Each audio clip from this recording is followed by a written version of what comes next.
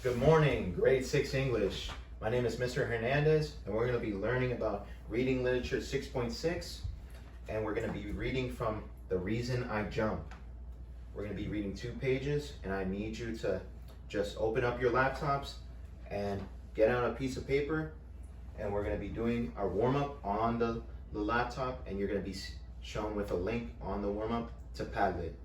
Right now, you're going to have 2 minutes to do the warm-up, and I'm going to be timing. If you need any help, just call me and I'll be there. Hey Google, 2-minute timer. All right, 2 minutes. 3, 2, 1. All right, let's review your answers. So question 1 was, what does it mean to be autistic?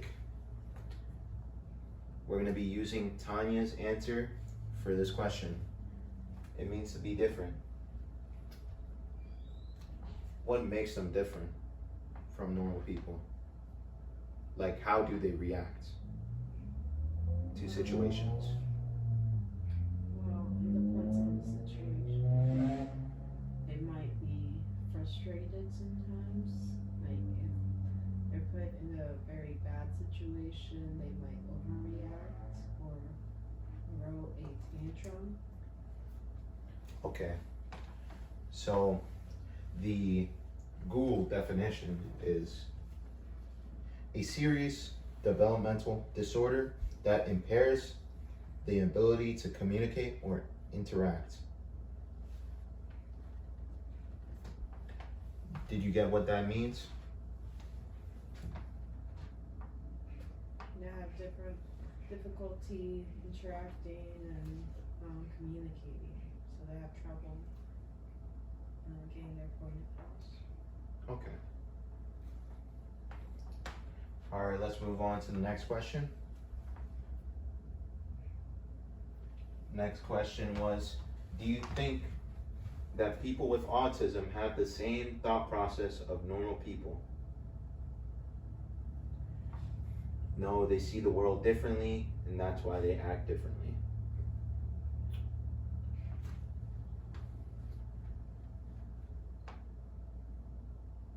So,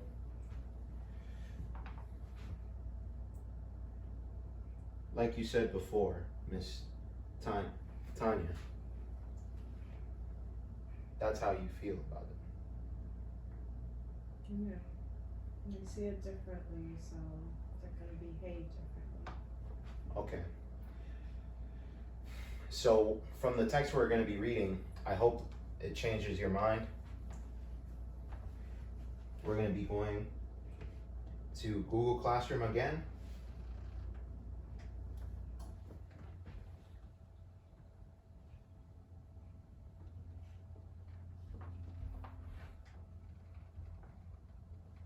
All right, and we're going to be reading from page 16 of The Reason I Jump, the preface. It will be on Google Classroom, and we'll be doing popcorn reading. I'll be reading 2 paragraphs, and then the rest of the class will be reading 2 paragraphs out loud.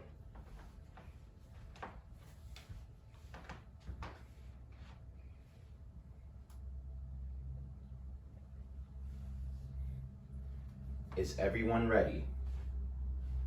All right. Preface. When I was small, I didn't even know that I was a kid with special needs. How did I find out? By other people telling me that I was different from everyone else and that this was a problem. True enough, it was very hard for me to act like a normal person, and even now, I still can't do a real conversation. I have no problem reading books aloud and singing, but as soon as I try to speak with someone, my words just vanish. Sure, sometimes I manage a few words, but even these can come out the complete opposite to what I want to say. I can't respond appropriately when I'm told to do something, and whenever I get nervous, I run off from wherever I happen to be So even straightforward activities like shopping can be really difficult, really challenging if I'm tackling it on my own. So why can't I do these things? During my frustrating, miserable, helpless days, I started imagining what it would be like if everyone was autistic.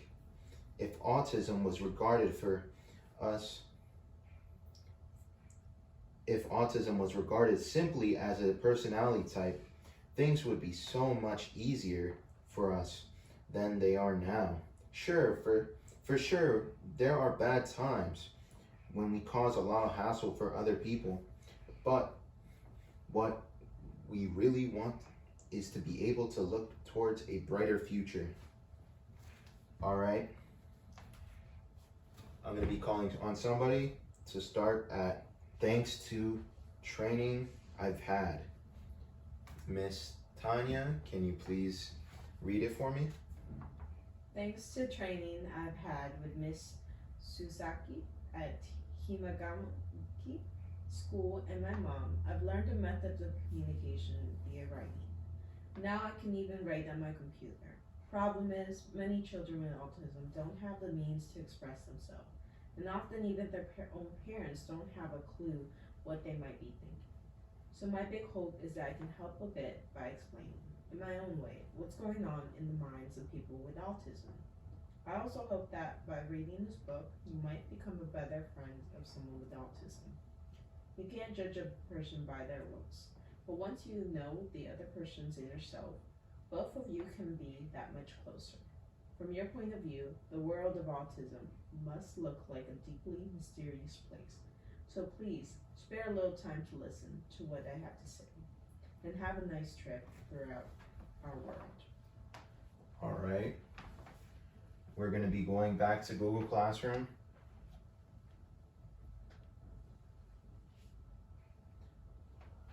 And you're going to go to page 19, but hold on that.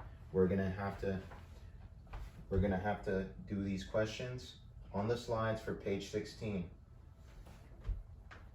And I will be giving you 3 minutes to do these.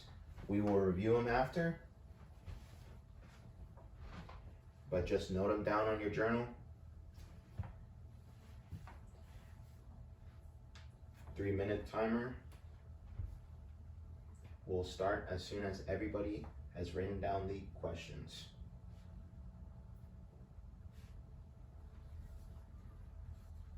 Is everyone ready? Yeah. All right. Hey Google, 3-minute timer. Okay, 3 minutes. And we're starting now. All right, pencils down, eyes on me.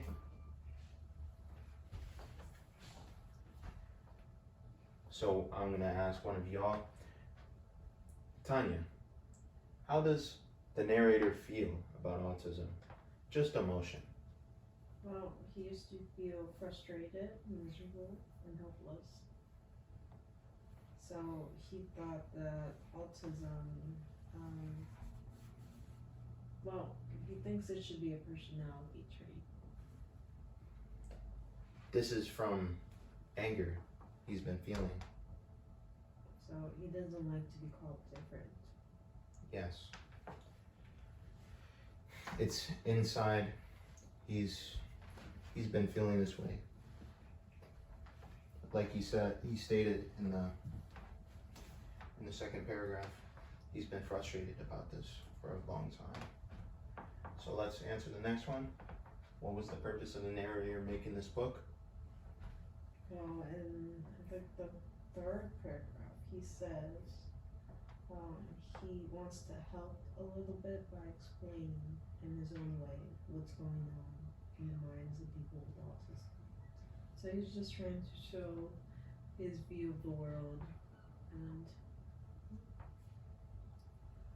Correct. He wants to just clarify for everyone what is autism for everyone else. And he just wants everyone to read it and give them a chance. Like it states in the last sentence in the preface. All right, everyone, we're gonna go to Page 19.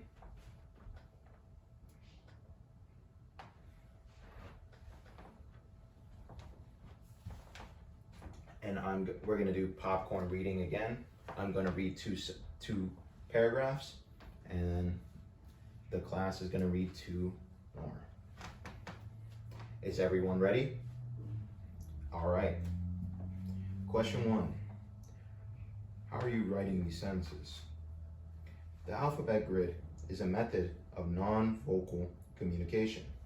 You might think that speech is the only way to get your points and intentions across, but there is another way to say what you want to say without using the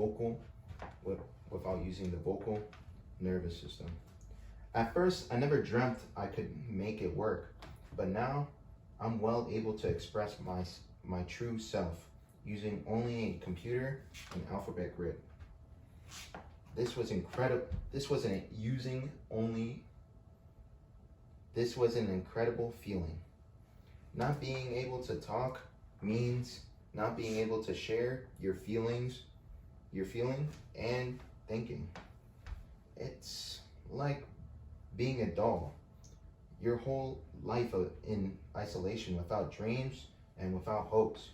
Sure, it took a long time before I could finally start communicating via written text on my own. But on that first day when my mom supported my writing hand in hers, I began to acquire a new way of interacting with others. All right, we're gonna start with alphabet grid. Miss Ixa, can you please read that for me? Then, to allow more independent communication, Mom invented the alphabet grid. The alphabet grid makes it possible to form my words by simply pointing to their letters, instead of having to write them out one by one. This also lets me anchor my words that would otherwise flutter off as soon as I tried to speak them. Often while I was learning this method, I felt utterly beaten. But finally, I arrived at the point where I could indicate the letters by myself. What kept me hammering away at it was the thought that to live my life as a human being, nothing was more important than being able to express myself. So for me, the alphabet grid isn't just about putting together a sentence. It's about getting across to other people what I want and need them to understand. All right. Everybody ready? Take out your textbooks.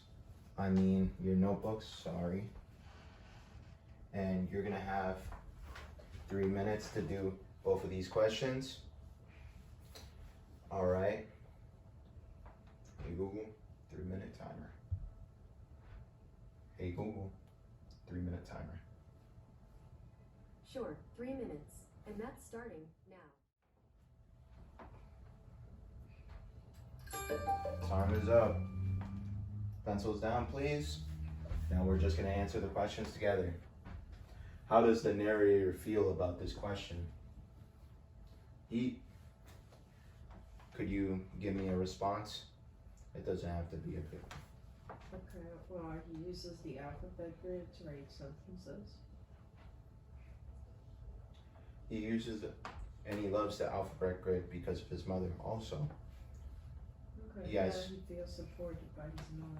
He feels an embrace from his nurturing mother that she created the alphabet grid.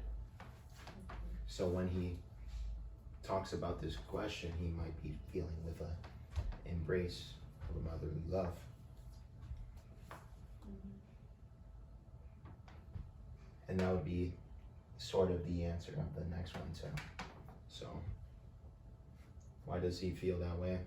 Because of his mother. Because he feels supported by his mom invented it. He also feels that way because it allows him to express himself. Put that in the last line. That could be another one. And that's actually one of the reasons why he chose to continue to learn it. Because he even said he used to struggle. He felt beaten. Okay. All right. So was that the only is everything good? All right. Journal's out of the way. We're gonna be doing our exit ticket, all right, guys? Go into Google Classroom, and it's gonna be underneath exit ticket. You're gonna have 5 minutes. It's 3 sentences each one. It will be out of 20 points, and I'll be grading it on the end of the day. Hey Google, 5-minute timer. All right, 5 minutes, starting now.